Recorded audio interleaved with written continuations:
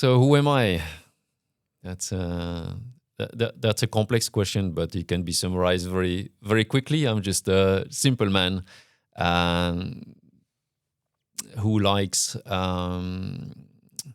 his freedom, who likes doing business, who likes leading people, who likes has strong passion into working out complex situation, taking on challenges, and putting all the effort, energy, everything that makes me into achieving it. That led me where I am today. So I've been leading twice a company, and I was also a global exec for 10 years. But let's start from the very beginning, and or even before the beginning. Coming from a family from Belgium in the Ardennes, and two different sides of the family. From my father, intellectual and university trained, biology, willing to open to the world, and interested into a lot of things, not only his field, but somebody who's gave me the passion for history and knowledge, and I was annoying him with a lot of questions when I was a kid, and received a lot of information. So that's the problem of parents: when they know a lot, they get asked a lot, and that's also curiosity, something that shapes me still today. I'm curious in people. I'm curious about the environment I'm in. I'm curious about understanding a company value chain, for instance, to come back to business. So that's an important. And the other part of the family, more entrepreneur, or very entrepreneur. So my grandmother and my left her parents' house, or escaped from her parents' house to marry my grandfather, and they set up a little firm together. So it was they were shoemaker. They had a little company of 10, 20 employees before World War II. And so they started from nothing. Of course, in the family there was a bit of culture of that, but they built that together, and they had a shop. They were selling, but producing and selling, and they were getting up very early every day, because the people were going from the station to the wherever they were going to work, and you need to catch the people when they're available. So you need to be there on the way and show your shoes when they were passing by. So. It's about hard work. It's about entrepreneurial. It's about being open. And my mom, she was no school. The opposite of the other side. It's just like no school. No.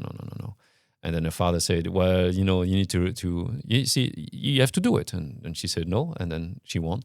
So he said, then you come and show what you can do in the shop. And she was selling very well. And then at 20 or 21, she got her own shop. So in a different town, and she was able to be an outlet for the company. And that was very entrepreneurial. Of course, at some point she got married. She had three boys, and that was a bit more, let's say, difficult to run a company or to run a shop. So she gave up, and finally, those type of business. You have Gucci and Prada, but they were neither of them. So they were eaten by all the other brands.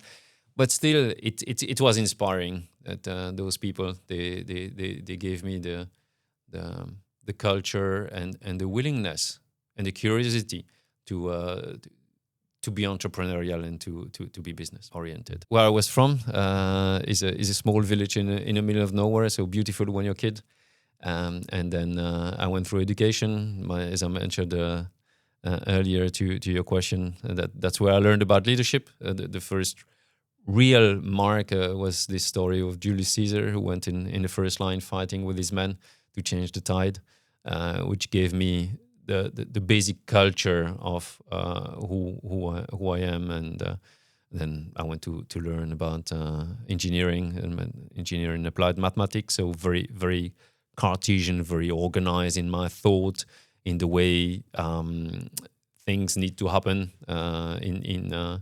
in life, and or not, because basically it's, everything is chaos, and we try simply to organize it in thought. But even mathematics, there is space for chaos. and psychology and people. You have the game theories. It's a bit more the economic orientation, but there's a lot of space for failure or wins. If the prisoner's dilemma, if they work together, they win, but if they work against each other, then they both lose. So there's always a space for emotion and humans, and that will always remain through my career. I've just done a diploma now in AI strategy, and AI will not work without humans, and humans will not work without AI. Emotions need to be to be in the middle. Of course, AI will get a bit of emotion, but and human will be a bit more organized. But the combination of both is the winning one, not the one against each other. And what shaped me as well is to step up in leadership when it matters. It's not to be willing to be a leader and to be the leader. Showing oneself is not always good. Maybe sometimes, like everyone, I overdo it or underdo it. But being a leader is being able to also listen, being able to step back, being able to set up when there is when there's a time needed, or when the people around you need it. There's something that I've learned Italians was lead without authority. It's very important to be able to do that. If you need the authority to lead, then you're not, I believe, a leader, or you will learn to be one, but there's a lot of things that you need to learn before being the real leader that you want to be. If you manage to learn without the authority, then it's much more natural to become a leader. And the emotions, the heart comes quicker. That's what I've learned. So learning of being a leader is not being in a leading position. It's about the journey going there. Well, I'm somebody who's international and very open to different culture. From the very beginning, I was the first employee of a company. It was I chose that job because I was the first employee. It was entrepreneurial, the ability to learn, the ability to influence, the ability to have one hand in lots of topics, subject, understanding, influencing. And from that moment on, it was also very important that IT, technology, digitalization was there. We launched very early on a product in Germany, what was reducing the lead time for a contract to client from 3 months to 24 hours, simply because we've applied technology to be able to achieve it. Of course, we came from a greenfield situation, so it's perfect. When you start from nowhere to have a dream and to achieve it. I was not my dream. I was part of that dream, and we shared. It was a team achieving it with much more important people in the industry at the time, because I was very, very green and they were very experienced, but they were mentoring. They were willingly or unwillingly. It was great to be part of that team. Then the evolution was like at some point I needed to step up and take the lead of that company, which I did. It was also a super challenge. I could have simply decided to rest on my laurel and say, okay, I just leave the company and live the nice little life that the shareholders wanted. But no, I wanted more. And we developed a totally new project, very international, expat, global product, bringing the best of the group I was working for at the time. So I was relying on plenty of stakeholders around the group to be able to achieve and to execute that product. Then I moved on into the group center. So very, very big company, group center, which is totally different life than being in a country or CEO of a country. Learning a lot about the inside of a large group, the benefit of the know-how, the pool of intelligent people there, the amount of feedback, positive and negative, received during the day is amazing, and you're able to shape yourself. You're not shaped if you have not been living in that very abrasive and still exhilarating and inspiring environment. And I was doing international project. I was always international, always viewing the world as a potential garden, I would say, or so everything seems close in my mind globally. So although sometimes it takes a while to get there, but in my mind everything is close. I've learned as well as to listen, not to drive myself towards people, but to be able to understand the culture of people, And the first cultural challenge I had was from a small firm to a big firm. This is a big shock.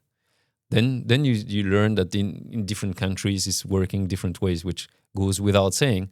But then you learn that the French culture and the German culture is so different. My God, that's something which and you learn that the Spanish culture and the German culture are extremely very close in business because they're extremely organized, cost-oriented, the willingness to achieve. So there's some elements that are unexpected.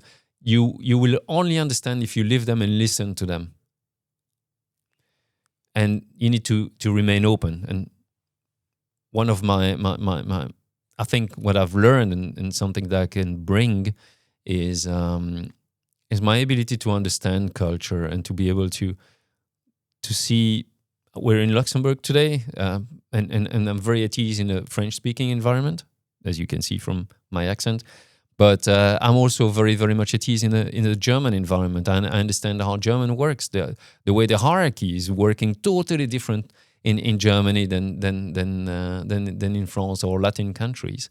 And it's the same for beyond Europe. So the US have different, when you say there's no rule in the US, everything's open. I mean, no, it's extremely buttoned up, it's extremely strict. There are processes, procedures, protocols that you need to follow. If it's not 100%, the US will not, follow. It's not like, hands in the pocket, I open a company and I can start selling. No, it's not the way it works.